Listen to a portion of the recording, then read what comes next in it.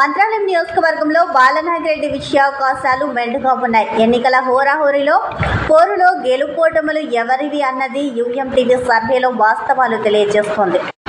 ఏమండీ, మేము ఏ పార్టీకి చెందిన వారం కాదు, ప్రజా నిర్ణయమే మా వార్తలు, ఇది నిజం.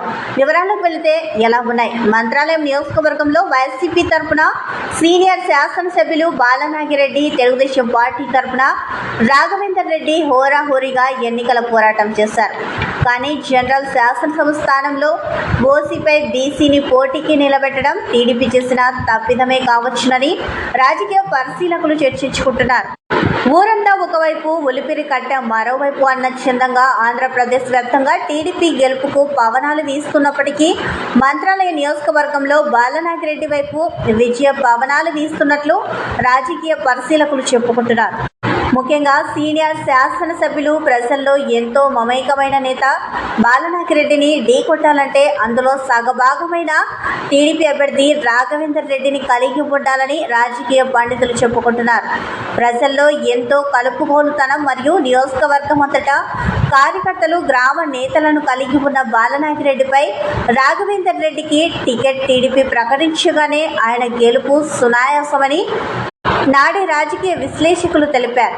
ప్రధానంగా రెడ్డి సామాజిక వర్గానికి చెందిన తిక్కారెడ్డికి టీడీపీ టికెట్ ఇచ్చి ఉంటే ఈ నియోజకవర్గం టీడీపీ కైవసం చేసుకునేదని రాజకీయ విశ్లేషకులు చెప్పుకుంటున్నారు. ఏది ఏమైనప్పటికీ తెలుగుదేశం పార్టీ అభ్యర్థిగా రాఘవేందర్ రెడ్డి తన సామాజిక వర్గమైన వాల్మీకి కులానికి చెందిన రాఘవేందర్ రెడ్డిని వైసీపీ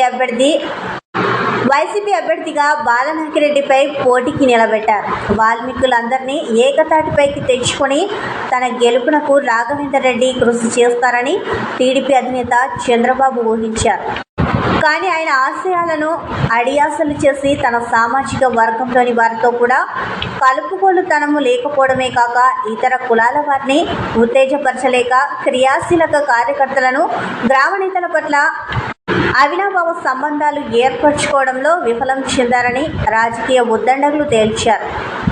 అలాగే ఎంతో పట్టున కోసిగి, కౌతాలం లాంటి మండలాల్లో కూడా ప్రచారం చేయడంలో ఈయన విఫలమయ్యారని రాజకీయ విశ్లేషకులు చర్చించుకుంటున్నారు. ప్రజలకు తెలుగుదేశం పార్టీ మేనిఫెస్టోని వివరించి వారి ఓట్లను రాబట్టుకోవడంలో ఇబ్బంది పడడం వల్లే టీడీపీ అభ్యర్థి విజయ అవకాశాలు సన్నగిల్లి అవకాశం ఉన్నట్లు మంత్రాలయ నియోజకవర్గ ప్రజల్లో టీడీపీ అభ్యర్థి విజయ అవకాశాలు సన్నగిల్లే అవకాశం ఉన్నట్లు మంత్రాలయ నియోజకవర్గంలో ప్రజలు చర్చనీయాంశంగా మారింది. ఏది ఎలా ఉన్నప్పటికీ మంత్రాలయం నియోజకవర్గంలో బాలనాగిరెడ్డికి విజయావకాశాలు మెండుగా ఉన్నాయని, గతంలో సాధించిన మెజార్టీ కన్నా ఈసారి ఎక్కువగా వచ్చే అవకాశం ఉందని రాజకీయ విశ్లేషకులు డంకా బజాయించి చెబుతున్నారు. ఒకవేళ టీడీపీ మేనిఫెస్టో ప్రజలకు నచ్చి అటువైపు ఆకర్షితులైనప్పటికీ బాలనాగిరెడ్డికి విజయానికి ఎలాంటి డోకా లేదని రాజకీయ విశ్లేషకులు తేల్చి చెప్పారు. కర్నూలు పార్లమెంట్లో వైసీపీ కైవసం చేసుకునే నియోజకవర్గాలలో మంత్రాలయం కూడా ఒకటని రాజకీయ పండితులు చెప్పుకుంటున్నారు. ఏదైనా మిరాకిల్ జరిగితే తప్ప రాఘవేందర్ రెడ్డి గెలుపుకు అవకాశాలు ఉంటాయని రాజకీయ విశ్లేషకులు, రాజకీయ ఉద్దండులు, పండితులు తేల్చి చెబుతున్నారు. ఏది ఏమైనప్పటికీ ఈసారి కూడా మంత్రాలయం నియోజకవర్గంలో వైసీపీ జెండా రెబ్బరెబ్బలాడబోతోందా అన్నదే నిజమవుతుందని రాజకీయ పండితులు చర్చల్లో తేలిన అంశం. మరి వచ్చే నెల 4వ తారీఖు వరకు వేచి చూద్దామా? మరి గెలుపు ఓటములు ఎవరివో